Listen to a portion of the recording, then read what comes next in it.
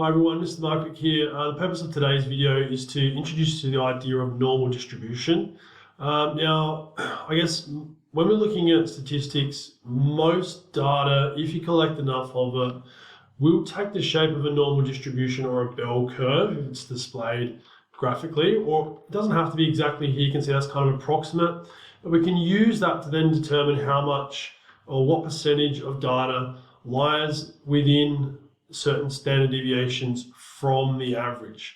I guess I'll use an example here to explain it a little bit more. So let's say, for example, based on data being normally distributed approximately, the heights of trees in a park are average height of 10 meters and the standard deviation of 3 meters. So when we show this on a bell curve or a normal distribution curve, the middle value there will be, in this case, 10 will always be the average, and each step away, above or below, you'd be either adding the standard deviation or subtracting the standard deviation. So based on this example, if the trees were 10 meters tall, the next step above would be based on the standard deviation of 3 meters, 13, 16, and 19, and there's always those three standard deviation boundaries above and 3 standard deviation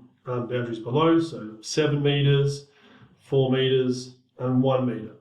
So based on that, we can work out approximately what percentage of data lies in between. And in this case, we can look at what percentage of trees in this park are between 7 and 10 meters based on this rule here. Okay, that might be the 68, 95, and 99.7 rule. But basically, to break it down even further, we can see what percentage lies in each of those steps below, standard deviation steps below or above. So for example, what I said was, what percentage of trees between 7 and 10 meters in that park? Well, because it's represented just one standard deviation below the mean, we're talking about 34.13% of trees will be between 7 and 10 meters in that park. What percentage of trees are above, say 19 meters in that park? Well, it would be only 0.13. But then you can also add these percentages. So for example, if I wanted to say, all right, what percentage of trees are above 13 meters, I would add these three figures here. So 13.59, 2.15, and 0.13%, okay, to tell me how many, or what percentage of trees are above 13 meters. Okay, so that's, I guess, a bit of an idea into what standard deviation is. And if you have questions that are asking you for exact, standard deviations, standard deviations plus, 2 times, or once, twice, or 3 times above the mean, then it's easy to use this graph to help answer those questions. So here's an example. A sample of canned peaches was taken from a warehouse, and the contents of each can was measured for its weight. The sample mean or average was 486 grams with a standard deviation of 6 grams. So what I'm going to do before I answer these questions is I'm actually going to draw that roughly on a bell curve. So you just start by drawing your bell curve, your normal distribution. Okay, that middle value is going to be your mean, okay, which in this case we said is 486.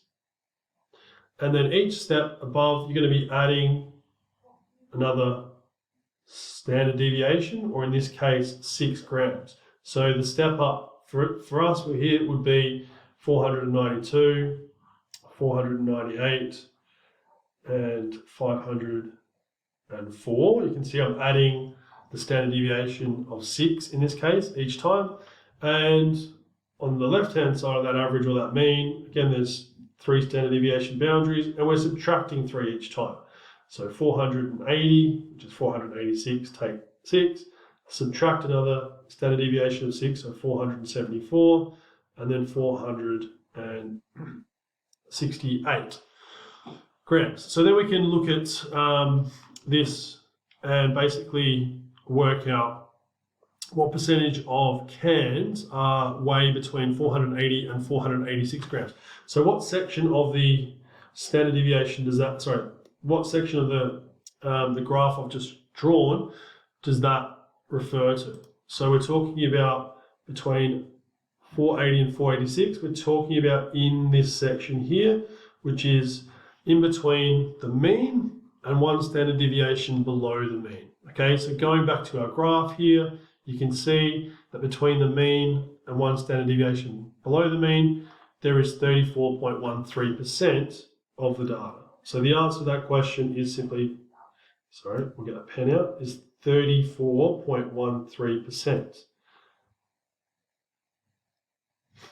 The next question asks us what percentage of cans weigh greater than 492 grams. So here, looking at the graph I've just drawn, we're looking at the section here, which is in between 1 and 2 standard deviations above the mean, but also this section here, which is in between 2 and 3 standard deviations above the mean, and also this section here, which is greater than 3 standard deviations above the mean.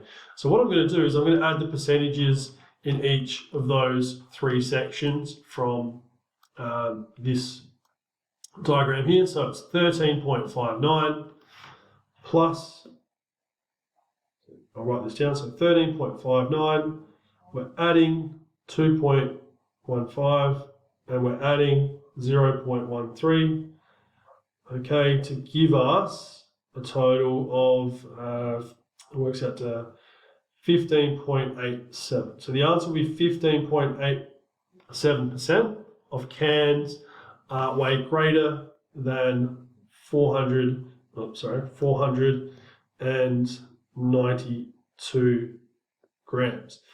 Now that's basically an introduction to standard deviation. If you're working with, like I said here, and in this example, you notice that those values, 492, was exactly 1 standard deviation above the mean. Well, this value here, 486 and 480, was exactly the mean and 1 standard deviation below the mean.